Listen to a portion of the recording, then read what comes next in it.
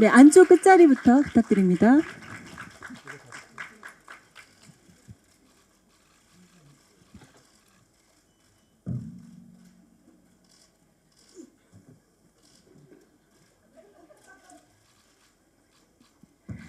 네, 오늘 영화 파가가 기자님들께 첫 선을 보였는데요. 네, 소감과 인사 말씀 부탁드립니다. 이혜영 배우님부터 소감과 인사 말씀 부탁드릴게요. 어떻게 영화 재밌게 보셨어요? 오늘은 어쩐지 그 베를린에서 돌아올 때 그 기세등등함이 온데간데 없고 굉장히 불안하고 초조하고 그랬어요. 그 어쨌든 혼신의 힘을 다해서 했으니까 뭐 할 얘기 없습니다. 즐겁게 봐주셨다면 감사하겠습니다. 네, 김성철입니다. 되게 긴장되는 날이었었고, 그리고 또 기자분들께 처음으로 선보이는 시간을 가져서 아침부터 마음이 안 좋았는데, 안 좋았다는 게 아니라 긴장이 많이 됐었는데, 끝나니까 다행이네요. 네. 아무튼, 재밌게 봐주셨으면 좋게 잘 리뷰를 남겨주시면 감사하겠습니다. 감사합니다. 네, 안녕하세요. 강 선생 역할을 맡은 연우준입니다. 오늘 이렇게 저도 언론시사를 통해서 처음으로 영화를 관람했는데요. 처음에 준비하려고 했던 그 마음 그대로 그런 마음가짐이 그래도 잘 담겨 있는 것 같아서 너무 뜻깊게 봤습니다. 오늘 이렇게 자리해 주셔서 감사합니다. 네, 안녕하세요. 신시아입니다. 저도 오랜만에 이렇게 영화로 인사드리게 돼서 너무 기쁘고 이 자리에 있는 것만으로도 너무 감사하다는 생각 들고요. 보러 와주셔서 너무 감사드리고 또 좋은 말씀 많이 해주셨으면 좋겠습니다. 감사합니다. 네, 그 파가 연출한 민규동이고요. 오늘 처음으로 한국 관객들과 이렇게 만나는데요. 이 시간을 위해서 참 긴 시간 우리가 열심히 달려왔구나 이런 많은 생각들이 이렇게 다 스치는 시간인데요. 재밌는 시간이었길 바라고 또 얘기 잘 나눠보면 좋겠습니다. 고맙습니다. 네, 감독님과 배우분들 인사 말씀 잘 들었습니다. 그럼 이제부터 기자님들 질문 받는 시간 갖도록 하겠습니다. 손 들어주시면 저희 스텝이 마이크 드리도록 할게요. 네, 마이크 전해드리겠습니다. 네.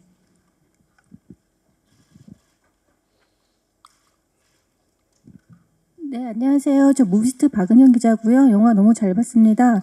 저는 감독님이랑 배우분들한테 좀 여쭤보고 싶은데요. 감독님께서는 이 영화를 처음에 왜 기획하셨고 어떤 말씀을 하시고자 하셨는지가 좀 궁금하고요. 이 김성철 배우님이랑 이혜영 배우님은 나중에 이제 둘이 붙는 장면이 너무 다이나믹하고 역동적인데요. 그 촬영할 때 좀 기억에 남은 일 있다면 좀 말씀 부탁드리고, 신시아 배우님이랑 연우진 배우님은 처음 보셨다고 하셨으니까 오늘 본 소감이 좀 어떤지 그 말씀 부탁드리겠습니다. 네, 60대 여성 킬러가 등장하는 액션 느와르물이라고 처음 생각했을 때 그냥 이거는 만들어질 수가 없구나, 불가능하구나, 여러 가지로 모두가 만려할 것 같은 그런 프로젝트라는 생각이 들었었고요. 그거를 생각하는 순간 굉장한 오기가 생겼었어요. 왜 나는 주춤하고 또 많은 사람들은 이것이 불가능하다고 여길까? 무엇에 우리는 주눅 들어 있고 왜 이런 이야기를 우리가 본 적이 없었던가? 이런 질문들을 계속하면서 장르적 쾌감과 또 그 드라마가 같이 얽혀 있는 독특한 영화로 만들어 볼 수 있겠구나 이런 생각을 했었고, 이야기로는 복수와 화해 이런 큰 외피가 있기도 하지만 상실을 많이 하고 살아가는 우리 보통 사람들이 상실을 딛고도 살아가야 될 이유, 그리고 또 나이가 들었어도 자신의 쓸모와 가치를 계속 찾아나가는 그 성장하고 또 상처를 회복하고 살아가는 삶의 의지를 담아낼 수 있겠구나. 이 주제가 보는 이들에게 잘 이렇게 남을 수 있다면 이 영화는 성공할 수 있겠구나. 이런 마음으로 기획을 시도했던 것 같아요. 네. 네, 다음은 이혜영, 김성철 배우님께 질문 주셨던 그 마지막 해피랜드에서 액션 장면. 아마도 저도 시나리오를 처음 봤을 때부터 이 마지막 조각과 투의 전투까지의 빌드업이 정말 중요하고 마지막 결말로 갔을 때 이 에너지가 응축돼서 터져야 될 것 같다라는 생각을 했었는데 실제로 저희가 촬영할 때 거기 로케이션에서 선생님은 먼저 가 계셨고 그 전투가 끝난 후에 저를 이제 만났을 때부터도 거의 일주일 정도 촬영을 했었는데 아마도 해 뜰 때부터 해 질 때까지 계속 찍었던 것 같아요. 그리고 또 아무래도 선생님하고 저랑 둘이 부는 액션은 그때가 처음이었기 때문에 선생님하고 저랑 맞춘 합들도 너무 중요했었고 영화 안에서는 다 보여지진 않았지만 저런 액션 말고도 더 많은 액션들을 디자인을 했었고 그렇게 더 찍었었어요. 그래서 근데 그것들 중에 좋은 것들을 감독님께서 선택을 해주셔서 더 다이나믹하게 나왔다고 그렇게 생각을 했습니다. 저는 어떻게 막상 액션을 시작하려고 하니까 부상을 많이 입어갔고요. 그 성철 씨가 좀 고생을 많이 했죠. 왜냐하면 그 연습할 때는 스턴트하고 연습을 하니까 과감하고 대담하고 자기가 펼치고 싶은 걸 마음껏 했지만 막상 저랑 부딪히니까 그 이제 힘이 다르잖아요. 그래서 성철 씨는 조금 아쉬웠을 거예요. 근데 전혀 아쉽지 않습니다. 네, 어쨌든 저의 본 실력보다 훨씬 그 능력 있는 여성으로 나온 건 맞는 것 같습니다. 네, 그럼 이어서 그럼 연우진 배우님과 신시아 배우님 오늘 영화 보신 소감 부탁드립니다. 일단은 소감은 지금 촬영하면서도 모든 배우들이 다 고생하고 계신다라는 얘기를 많이 들었는데 저는 이렇게 큰 액션이 없었어서 물론 마지막에 맞는 액션은 있긴 했지만 네 이렇게 배우님들 진짜 우리 선배님 이렇게 다치시고 부상도 당하시기도 하고 그래서 너무너무 고생하셨을 것 같아 고생하셨다는 얘기를 너무 많이 들었는데요. 그런 결과물이 이제 영화에 잘 녹아들은 것 같아서 너무너무 기쁘고요. 저 같은 경우는 처음 참여하게 되면서 그래도 우리 영화가 굉장히 힘이 있고 액션도 중요하지만 본질적으로 건드는 그 정서적 교감에 있어서 제가 큰 축을 담당하고 있다라는 생각이 들었어서 저는 이제 그런 역할을 조금 충실히 잘 이행해야겠다라는 생각을 갖고 작품에 임했던 것 같아요. 그래서 선배님들이 어떻게 찍고 계셨는지 잘 몰랐지만 일단 감독님과 계속 얘기를 통해서 밸런스를 잘 맞추려고 했던 것 같고 그런 노력과 감독님의 디렉팅이 이렇게 고스란히 잘 담긴 것 같아서 너무너무 만족스럽고 선배님들 다 너무너무 고생하셨습니다. 저도 이제 과거의 시간대에서만 계속 연기를 해왔어서 현재 일어나는 일들에 대해서는 현장에서 거의 보지를 못했었는데 이렇게 이 전체적인 흐름을 다 보게 되니까 더 신기하기도 했고 뭔가 제가 진짜 커서 뭔가 그렇게 되는 듯한 느낌을 받아서 되게 좋았고요. 그리고 네. 선배님 말씀하신 것처럼 이 극이 가진 그 힘이 느껴지고 이 극이 가진 메시지들이 잘 녹아들어서 전달된 것 같아서 아주 재밌게 봤습니다. 네, 감사합니다. 다음 질문 있으신 기자님께 마이크 전해드리겠습니다. 예, 저 서울신문의 김기중입니다. 이게 원작이 있는 소설이잖아요. 고병모 작가의 소설로 알고 있는데 이걸 이제 2시간 분량이 좀 넘는 그 영화로 만들면서 뭐 달라진 부분이라든가 그리고 이제 2시간이 넘는 그 상업 영화로 하려 그러면 뭐 서사나 캐릭터 이런 것들을 좀 다듬었을 테고 그리고 액션을 좀 강조한 느낌이 나는데요. 그래서 좀 중점을 둔 부분, 영화화하면서 좀 이 부분은 꼭 영상으로 좀 보여주고 싶었다. 이런 부분이 있었으면 좀 감독님께서 설명을 해주시면 좋겠습니다. 네, 원작 소설은 그 내면 심리를 만연체로 독특하게 표현한 소설로 굉장히 많은 사람들이 좋아하고 있는데요. 영화는 또 그 소설 리듬하고는 다른 문법을 취할 수밖에 없었고, 그래서 또 2시간이라는 영화적 제한, 그 물리적 제한이 사실 굉장히 크잖아요. 이야기로는 한 8부작 이야기만큼 저 트리트먼트 작업을 다 했었고, 영화에 등장하지 않는 투의 과거, 어려서부터 지금까지 20몇 년에 걸친 과거 이야기도 에피소드로 다 만들어봤고, 그 젊은 조각에서 지금 나이 든 조각까지도 그 40몇 년에 걸친 이야기도 에피소드로 다 만들어봤었어요. 강 선생도 여러 종류의 각색을 해봤었고, 여자로도 각색을 해봤었습니다. 사실 그 정도로 소설은 많은 모티브를 확장시킬 수 있는 이렇게 퍼즐처럼 숨겨진 모티브들이 많이 있었고요. 한 줄만 있어도 저는 그거를 한 에피소드로 정말 확장할 수 있을 정도로 그런 에피소드를 이렇게 찾아내는 재미가 좀 있었던 것 같아요. 영화적으로는 소설은 이렇게까지 주인공들이 자주 만나지 않아요, 사실은. 그래서 영화는 이 주인공들끼리 훨씬 많이 부딪히고, 또 현재와 과거가 동시간대, 한 시간대에 있는 것처럼 연출하는 비선형적인 플롯 구조를 좀 취했고요.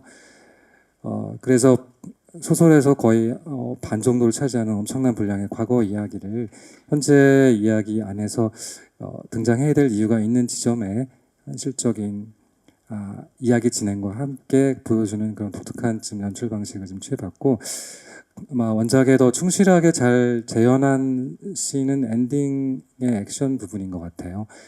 그 한때 전설적이었지만 지금은 사실은 퇴물로 취급받고 있는 조각이라는 주인공이 정말로 한때 전설이었고, 지금 또 여전히 살아 넘치는, 정말 날아다니는 전설적인 자신만의 전투력을 갖고 있구나, 이런 것들이 구현되는 게 굉장히 중요했기 때문에 30대 젊은 남자와 맞부딪혀서 그 경험적인 자신만의 그 무술 실력으로 힘에는 밀리지만 공간을 이용하고 또 지혜를 잘 발휘하는 방식으로 또 오래 버티는 방식으로 끝내는 승부를 가져가는 그런 지점들을 영화에 잘 구현하고 싶었고, 그것들이 또 단순히 액션으로 사람들에게 이해되기보다는 그 액션이 결국 종국적으로는 두 사람이 어떤 인간인지, 그 어떤 삶을 살아왔는지, 어떤 삶을 살아가게 될지, 인간의 모습을 보게 되는 방식으로 결국은 수렴되도록 영화적 깔때기랄까요? 마지막 그 메시지의 종착역을 그렇게 찾아봤던 것 같아요. 네, 감사합니다. 다음 질문 있으신 기자님 계시면 저희가 마이크 전해드리도록 할게요.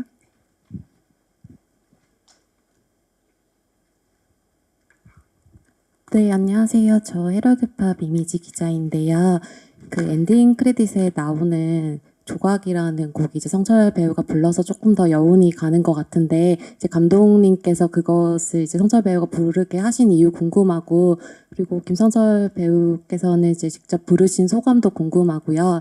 그리고 신시아 배우님 아까 이제 영화 오랜만이라고 잠깐 인사해 주셨는데, 이제 어쨌든 마녀2로 주목받고 좀 오랜만에 영화 선보이시게 된 소감이랑, 그리고 이혜영 배우님의 과거를 좀 담당하시게 된 소감 궁금합니다.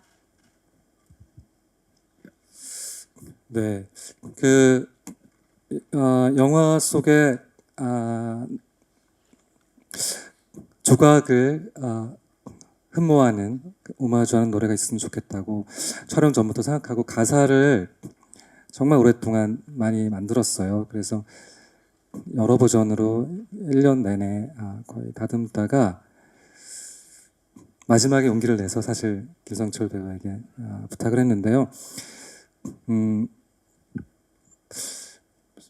투가 조각에게 바치는 노래가 있다면 어떤 노래일까? 투가 조각의 이름을 부른다면 어떤 느낌일까? 이런 느낌으로 가사를 쓰고 부탁을 해봤고, 영화 속에서 조각의 이미지가 아주 깊게 많은 사람들의 가슴속에 남았으면 하는 마음으로 만들어봤어요. 어땠을지가 너무 궁금하긴 하네요. 우리 걱정도 많이 했을 텐데.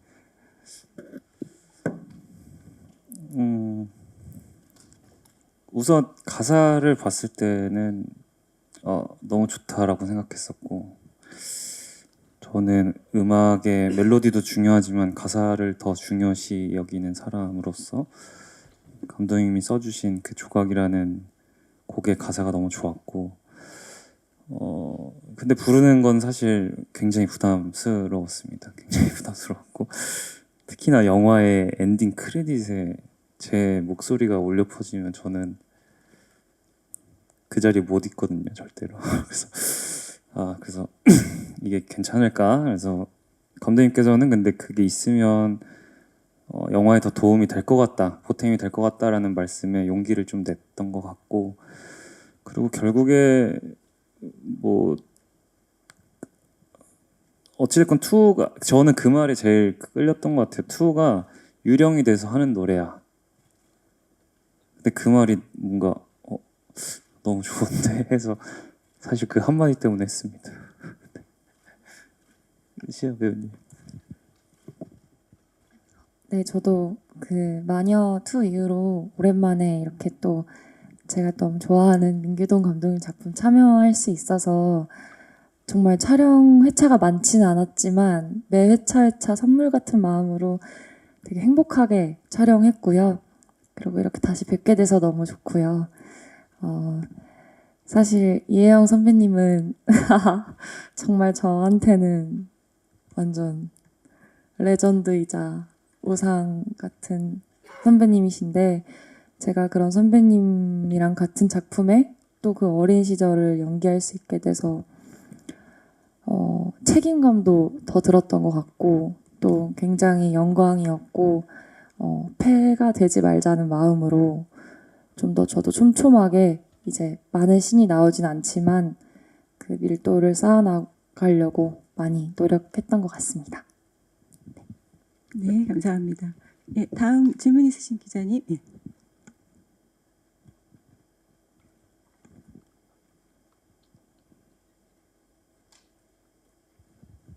네, 안녕하세요. 질문은 나중에 다시 한번 드려야겠다. 그쵸? 네. 네. 네, 안녕하세요. 저 파이낸셜 투데이 김영재 기자라고 합니다. 저 감독님이랑 이혜영 씨께 질문 각각 하나씩 드리겠습니다. 먼저 감독님께는 아까 이거는 만들어질 수 없구나, 불가능하구나, 뭐 이런 프로젝트라고 생각하셨다, 뭐 그 주위 사람들의 의견이 있다고 하셨는데, 정말 이 영화를 만들고 왜 그래서 사람들이 좀 힘들었겠구나, 왜 그렇게 생각했겠구나라고 느낀 지점, 정말 만드시면서 힘드셨던 지점 한번 말씀해 주시면 좋을 것 같고요. 이혜영 씨께는 이제 그 극중 대사가 이제 김성철 씨랑 연우진 씨 대사 통해서 좀 나오는 것 같아요. 늙고 쓸모 없어지면 버려야 할 폐기물, 이런 내용이 좀 반복되는 것 같은데, 좀 늙고 쓸모 없어진다는 것에 대해서, 좀 늙는다는 것에 대해서 좀 원래 어떤 의견을 갖고 계셨고, 이 영화를 통해서 그 의견이 좀 어떻게 달라지셨는지 궁금합니다. 네. 그 아시모프가 얘기했었던 그 자기가 이야기를 만들 때 세 가지 항상 단계, 거치는 세 가지 단계 얘기가 있었는데, 첫 번째가 주변에서 항상 뭐하라고 이런 영화를 만들려고 해? 이런 이야기를 쓰려고 해? 이런 얘기를 듣고, 두 번째는 그거 써봤자 별 얘기 아니야, 이렇게 듣고, 마지막 단계가 거봐 내가 좋다 그랬잖아. 이런 단계라고 늘 본인이 거쳤다고 하는데요. 그런 단계를 거치게 될까? 그런 궁금함이 좀 있었습니다. 이게 그냥 드라마였으면 상관이 없는데, 60대 지금 노인도 아니죠, 사실. 개념적으로 영화 속에서 그 킬러계에서는 노인인 건데요. 할머니 킬러, 이런 맥락이 실제로 소설로는 너무나 자유롭게 60대, 80대, 100살도 가능하지만, 영화적으로는 우리가 보고 믿겨야 되는데, 이제 실제 액션이 이제 구현 가능할까, 기술적으로 가능할까, 우리가 관객들도 눈이 많이 높아져서 이제 기본적으로 믿지 못하고 나를 믿게 만들어줘 라는 아주 무서운 자세로 영화를 보게 되는데, 어떻게 가능할까? 상업적으로 성공한 예가 있어? 이렇게 질문했을 때 우리는 쉽게 그 레퍼런스를 떠올리지 못하니까, 그렇지 않아도 코로나나 혹은 영화 산업이 지금 위기에 처해서 투자도 좀 어렵고 영화 많이 안 만들어지는 시기인데 이때 하필 이런 영화를 왜 하려고 하는지에 대한 그 질문을 저는 피해갈 수는 없었고, 그래서 이제 훨씬 다른 종류의 여러 가지 이야기를 끝없이 거쳐가면서, 그 시나리오에 보면 이제 버전 넘버가 있는데 저희가 136고인가 이렇게까지 변주를 거쳐서 어느 순간 기적적으로 이제 막 탄생이 된 것 같아요. 그러니까 그 나중에, 그러니까 이 영화가 만들어지고 나서는 아마 그런 생각이 들 것 같아요. 만들 수 있고 이렇게 만들어질 수도 있고 그럴 수 있지. 그 탄생은 뭐 자연스럽다고 생각할 수 있는데 저한테는 너무 기적 같고 일어나지 않을 것 같은 일이 일어난 것이고, 그래서 의미도 크고 또 관객분들에게 그렇게 낯설고 새로운 어떤 SOP에 맛있는 음식 하나가 선물로 전달되지 않을까 그런 생각을 해보고 있습니다. 저는 사실 그 조각이라는 그 인물을 처음에 대했을 때 그녀의 그 능력인 것 같아요. 그 힘. 남들이 전설이라고 부르는 그 힘의 그 원천은 뭘까? 그 수수께끼 같은 그런 힘. 그러니까 저는 그 늙었다, 폐기물이다, 그건 말에 불과하고 그런 거를 생각해 본 적이 없는 것 같아요. 그러니까 그런 통념을 깬 전무후무한 인물인 것 같고요, 조각이.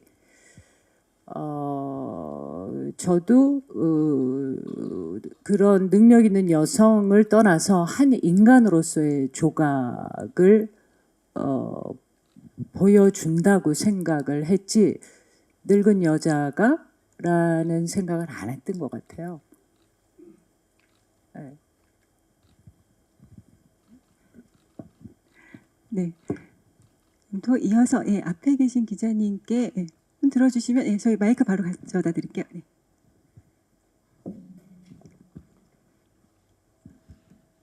안녕하세요. 저 스카이데일에서 이유경 기자라고 합니다. 저 혹시 스토리도 사실 눈을 뗄 수가 없긴 했는데 그 안에 인물 간의 관계도를 저는 조금 더 집중해서 봤습니다. 그래서 그 조각과 투의 사실 애증이라는 관계가 좀 눈에 띄었는데, 이 애증과 관련해서 이제 감독님께서 추구하셨던 방향성과 그리고 이혜영 배우님께서 그 이제 김성철 배우님이 맡으셨던 이제 투라는 그런 캐릭터와의 그 애와 증 사이에서 정확히 좀 어디에 가까운지 그 두 배우님께 사실 여쭤보고 싶어 질문을 좀 더 드리게 됐는데, 이혜영 배우님께서 좀 느끼시는 그 투에 대한 그런 캐릭터에 대해서 애에 더 가까운지 증에 더 가까운지, 그리고 반대로 김성철 배우님께서도 어떻게 생각하시는지. 왜냐면 제가 봤을 때 이 연기에 대해서 사실 그 이제 애와 증이 명확히 구분이 되었던 걸로 제가 좀 인식을 해서 그 부분 좀 여쭙고 싶습니다. 저 감독님 관계. 아마 그렇게 우리가 익숙한 단어로 딱 규정하기 어려운 종류의 감정들을 주고받고 얽혀 있는 관계 같아요. 투 같은 경우는 저는 이제 자신의 삶을 파괴한 이제 구원자를 갈망하는 인물이고, 그때 성장이 멈춰서 이제 친절함을 믿지 않고 또 누군가 깊이 들어가는 것을 회피하는 이제 어떤 종류의 트라우마를 가진 인물로서 지금까지 왔고, 자신을 증명하는 방식은 이제 맞설 수 있는, 그 전설과 맞설 수 있는 강력한 능력을 가지는 것이 대등하게 소통할 수 있는 관계라는 강박을 가지고 있는 인물이거든요. 영화는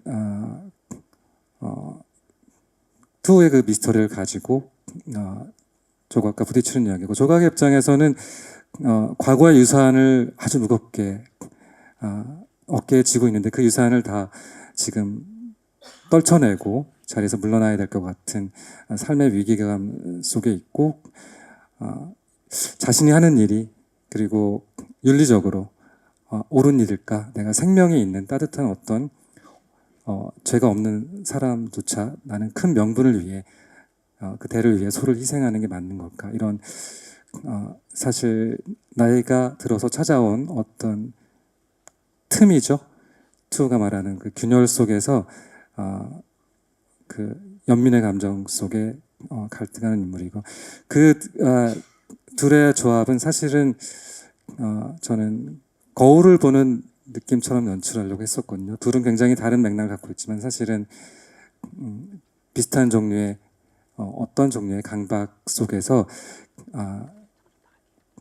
새로운 자신의 삶의 방향을 찾으려고 애쓰는 서로를 확인하는 순간 우리가 결국 같은 사람일 수도 있겠구나라는 마지막 교감을 하고 그리고 또 서로 가족으로 받아들이는 그런 사이가 되니까요.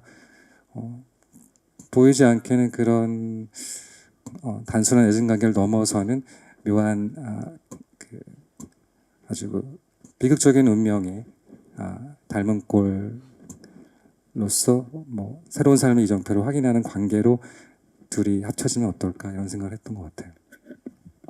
네, 그럼 이어서 사실 사랑과 증오 중에 선택하라 하면 못합니다.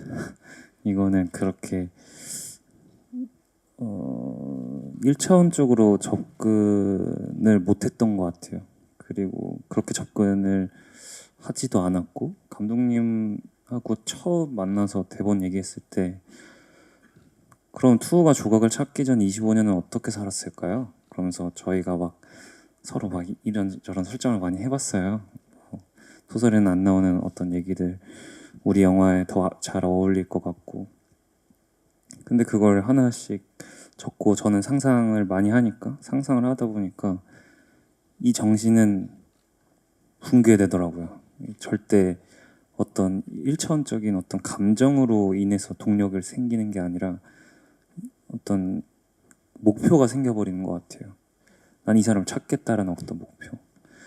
그래서 찾았을 때 나를 알아보지 못한다는 거에 대한 증오나 혹은 이 사람을 사랑한다라는 감정보다는 그 목표에 지금 도달을 했는데 내 마음은 공허하고 이 채워지지 않는 것을 계속해서 영화 내내 채우려고 하는 것이 투의 캐릭터라이징이라고 저는 생각했고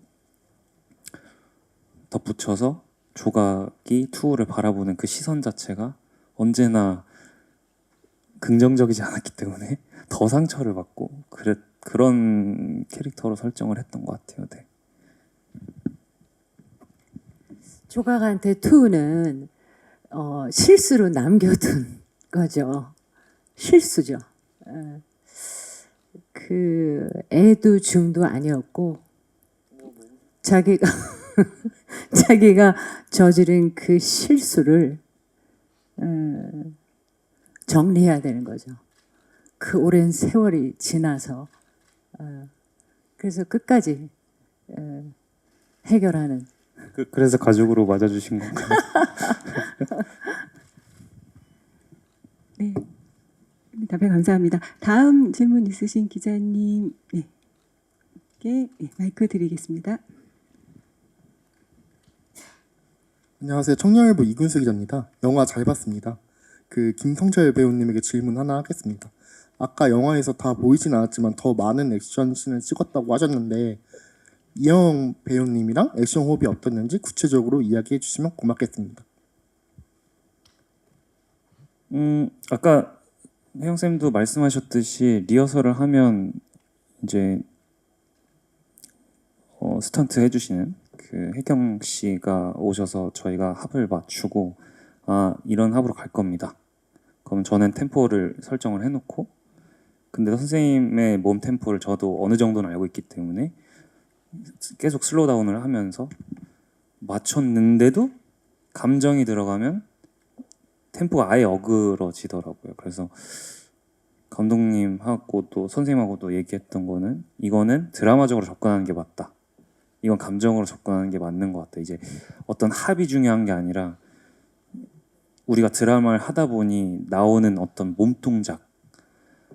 그래서 저희가 했던 액션들이 꽤 시간이 많이 걸렸던 것 같아요. 그런 것들을 기술적으로도 완벽하게 해야 되고 감정적으로도 그걸 완벽하게 해야 되기 때문에 그래서 그 과정이 물론 쉽지만은 않았지만 그 약간 선생님하고 전오해가 생겼었어요 그때. 그래서 저희가 저는 아직도 제 뭐 짧은 연기 인생이지만 기억나는 몇 가지 순간이 있는데 그 중에 최근에 가장 큰 기억은 선생님 마지막 테이크였던 것 같아요. 맨 마지막 그 저희가 그 장면을 다 찍고 나서 선생님이 털썩 앉으시고 감독님이 나오셔서 오열을 하셨어요.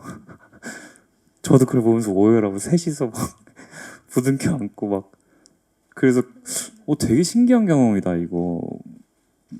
작품을 우리가 아예 다 끝난 것도 저는 심지어 수중 촬영도 남았었고 아직 갈 길이 좀 있었는데 마치 뭔가 정말 이 영화가 끝나는 것 같은 느낌. 그래서 그 액션들을 하면서 우리가 전오해가 많이 쌓였구나 이런 생각을 했었습니다. 네. 또 다음 기자님 질문 있으시다고 해서 네, 마이크 드리겠습니다. 네, 저 영화 잘 봤습니다. 저 톱스타 뉴스 서승아 기자인데요. 그 감독님이 아까 잠깐 언급하신 게 이제 강 선생이 원래 여자 역할로 쓰시기도 하셨다고 했는데 좀 자세한 이제 캐스팅 비하인드가 궁금하고요. 이제 그래도 기대하시는 이제 관객 수가 있으실 텐데 자세하게 궁금합니다.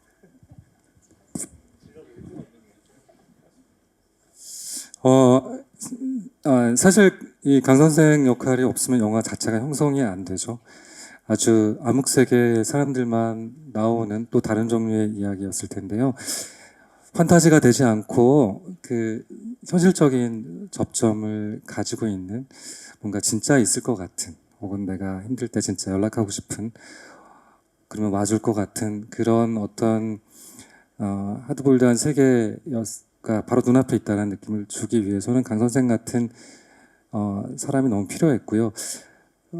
물론 이제 조각이나 투가 거쳐온 정말 폭력적이고 거친 맨날 죽음을 목전에 두고 늘 그것을 생각하는 사람과는 다른 계열이지만 강 선생의 내면은 잘 아시다시피 우리의 일상이 고통과 상실과 슬픔이 사실 너무너무 매일매일 우리를 감싸 안고 우리를 힘들게 하잖아요. 그럼에도 불구하고 힘을 내고 살아가고 있으니까. 그래서 강 선생도 겉으로는 소시민적인 일상을 누리고 있지만 사실은 유사가족으로 장모님을 모시고 사는 가족이 밤마다 일을 하는 페이닥터로 일하고 있고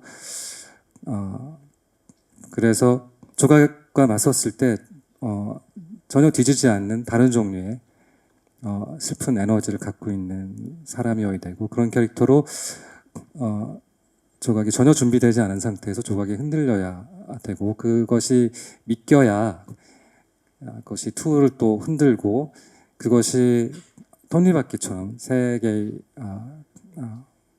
삼각형이 막 굴러가면서 예측치 못했던 서사를 만들어내는 그런 맥락이 될 수 있을 것 같았어요. 그런 면에서 너무 중요했고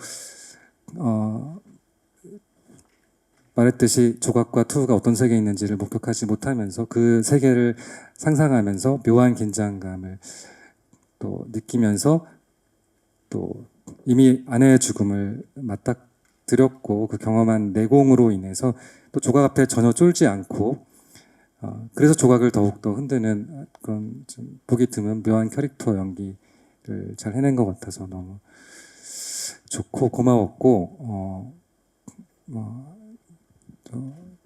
그래서 저는 강 선생 캐릭터가 사실 제일 좋아요. 여의사까지 갔었던 거는 사실 이게 처음 끝까지 완전 서울에서 부산까지의 추격극도 만들어봤었고 과거가 하나도 없는 이야기도 만들어봤었고 또 강 선생이 보건소에서 일하는 사람도 해봤었고 여자 의사라도 만들어봤었고 코미디도 만들어봤어요. 잘 믿기지 않겠지만 그래서 각종 장르와 이야기와 설정들을 갈 수 있는 곳까지 다 가보고 사실 원작의 에센스로 다시 많은 부분이 들어오면서 물론 여기 이제 원작에 없었던 반전이나 그다음에 추가적인 인물이나 이런 것들이 다시 더 생겨났고 강 선생을 둘러싼 투어와 조각의 대결도 원작과는 다른 방식으로 전개되는 이야기로 가보게 됐죠. 그나마 지금 만들어져서 이 정도 다행인데 아마 더 나중에 만들었으면 이제 계속도 바뀌어가지고 강 선생이 좀비였을 수도 있고 뭐 이제 또 갈 수 있는 데까지 또 많이 가봤겠죠. 이 정도에서 멈춘 것도 너무 다행인 것 같아요. 네, 그렇습니다. 그리고 질문이 하나 예상 관객 수는 예상 관객 수 한 번도 맞춰본 적이 없어가지고 그거는 우리 여기서 제일 젊은 우리 신시아 배우가 젊은 관객 나를 가리키는 거야? 제일 젊은이라고 하면 맞출 수 있을 것 같아요. 공약도 걸어주시고 해보세요. 네. 네. 많이 봐주시면 너무 좋잖아요, 감독님. 맞죠? 그쵸? 그러면, 네. 그래도 300만 이상 봐주시면 얼마나 좋을까, 이런. 왜냐면 진짜 정말 진심과 최선을 다해서 만든 영화니까요. 한 번씩 궁금해 해주시고 봐주셔서 300만이 됐으면 좋겠다는 바람이 있습니다. 소박하다. 우리 그 거룩한 밤의 마동석 배우는 900만. 맞아요. 300만이 500만이 되고 500만이 900만이 오케이. 되는 첫 그날까지. 주에? 화이팅! 네. 그 다음 질문 있으신 기자님, 예, 마지막 시간 관계상 마지막 질문 받겠습니다. 네, 안녕하세요. 네, 여성조선 이지은 기자입니다. 그 연우진 배우님께 질문 드리고 싶은데요. 일단 두 킬러 사이에서 고생을 정말 많이 하셨고 또 아이라는 지켜야 할 소중한 존재가 있는 아버지라는 역할을 맡으셨는데 이렇게 작중에서 아버지란 역할로 연기하신 그런 소감이 궁금합니다. 네.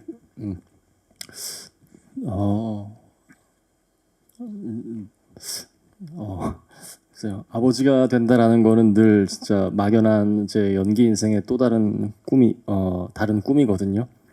근데 이제 조금 이렇게 시간이 쉽게 온 것 같아요. 제가 뭐 다른 작품에서도 아버지 역할을 맡은 적이 있지만, 이렇게 우리 파과만큼 어떤 그런 가정에 대한 또 가족에 대한 어떤 또 소중함을 가지면서 내 지켜야 할 것을 가지고 이렇게 그런 마음가짐으로 좀 깊게 참여를 해본 거는 이번 작품이 사실 조금 처음인 것 같은데요. 그러다 보니까 저도 정말 좀 가슴이 이렇게 훈훈해지는 어떤 마음이 들었던 것 같아요. 그리고 또 우리 아역 배우와 같이 이렇게 현장에서 부모님과 같이 이렇게 소통하면서 그리고 또 편하게 연기할 수 있게끔 서로 이렇게 친구같이 또 서로 호흡을 맞춰주는 내내 서로 편안한 에너지를 주고받을 수 있게 옆에서 많이 도와주셨거든요. 근데 그런 에너지에 또 아역 배우의 에너지를 딱 받다 보니까 이게 진짜 뭐 당연히 뭐 이렇게 나도 이렇게 연기를 해야겠다라는 생각과 더불어서 나도 빨리 좋은 아빠가 되고 싶다 이런 마음도 솔직히 들었던 것 같아요. 그래서 앞으로도 되게 좋은 연기와 또 좋은 가정 속에서 이 생활을 오래오래 하고 싶은 마음이 큽니다. 네, 감사합니다. 질문해주신 기자님들께 진심으로 감사드리고요. 예, 그러면 파과 기다리고 계신 관객분들과 자리해주신 기자님들께 마지막 인사 말씀 부탁드립니다. 김민기동 감독님부터 인사 말씀 부탁드립니다. 네. 다양한 많은 영화들이 극장에 쏟아져 나와서 너무 반갑고요. 그 모든 영화들의 출산을 너무 응원하고 있고 또 물론 이제 영화 시작할 때는 저희 이혜영과 마동석이 같은 날에 개봉할 거라고는 생각을 못했었는데 너무 다 같이 많은 관객들을 좀 불러 모을 수 있는 좋은 계기가 되면 좋겠고요. 범죄도시 2에서 마동석과 김무열도 그 싸움이 끝난 것 같았는데 또 끝나지 않고 같이 만나는 악연을 보니까 그런 게 너무 재밌고 극장의 관객들이 예전에 비해서 많이 좀 줄어들어서 같이 보면 훨씬 즐겁고 재미있는 극장만이 주는 그런 체험들이 어느 때보다 더 풍성한 그런 시간들이 됐으면 좋겠습니다. 고맙습니다. 네, 모두 다 각자의 크고 작은 상실들이 있을 거라고 생각하는데요. 그 상실들을 마주하면서 살아가는 삶 속에서 이 영화가 작은 혹은 큰 위로와 또 다른 희망이 될 수 있었으면 좋겠고요. 네, 요즘 날이 너무 좋으니까 같이 사랑하는 사람들과 친구들과 극장에 오셔서 저의 영화 파과 봐주시면 감사할 것 같습니다. 감사합니다. 네, 저도 이제 감독님이 말씀하셨다시피 극장에 대한 얘기를 좀 한번 해보고 싶은데요. 이제 우리 영화가 갖고 있는 이런 화려한 액션과 동적인 면모를 또 극장, 또 화려한 사운드와 이러한 것들을 극장에서 봐야 된다라는 이유도 있지만, 그거 못지않게 우리 모든 배우님들의 어떤 심리적인 변화와 그런 감정 상태를 큰 스크린에서 이렇게, 저도 오늘 선배님이 연기하시는 어떤 그런 얼굴들을 보면서 미미한 표정 변화에 극장에서 꼭 이걸 봐야 된다라는 어떤 깊은 어떤 감명을 좀 받았거든요. 화려한 액션과 볼거리뿐만이 아니라 이런 어떤 정서적인 미묘한 감정의 변화도 꼭 극장에서 관람해 주시면 이 영화를 즐기는데 더 큰 힘이 되지 않을까 생각됩니다. 네, 감사합니다. 네, 아까 잠깐 뭐 어떤 이벤트 때문에 바깥에 나갔다는데 햇빛이 너무 좋더라고요. 근데 그것들 포기하고 여기 와주신 기자분들께 우선 너무 감사드리고, 이 영화가 가끔 그런 생각을 해요. 이거 영화관에서 봐서 참 다행이다라는 작품들이 가끔 있거든요. 물론 많은 영화들이 그렇겠지만 저희 영화는 아무래도 음악적인 거나 혹은 선생님의 어떤 그런 미묘한, 형이 말한 대로 미묘한 표정 변화들이 스크린 속에서 보여지는 것들이 정말 크게 와닿았다고 저는 믿기 때문에 관객분들께서 파과가 끝나기 전에 많이 찾아와 주시고, 또 극장가가 좀 많이 살아남았으면 좋겠습니다. 지금 1000만 관객이 안 된 지 1년이 넘었다고 들었는데, 뭐 1000만을 떠나서 그냥 극장에 사람들이 꽤 많아진다면 시아 씨가 얘기한 대로 400만이 되지 않을까라는 어떤 희망감을 품으면서 관객분들께 파가 많이 응원해 주시고 많이 기대해 주셨으면 좋겠다는 말씀 드리고 싶습니다. 오늘 정말 감사합니다. 네, 저희 파과의 매력은 역시 그 영화의 매력적인 캐릭터들이 나온다는 거예요. 그 캐릭터들이 굉장히 매력적이고, 뭐 혼신의 힘을 다했으니 더 할 말은 없습니다. 그냥 우리 영화를 많은 분들이 관심과 사랑으로 봐줬으면 하는 기대입니다. 감사합니다.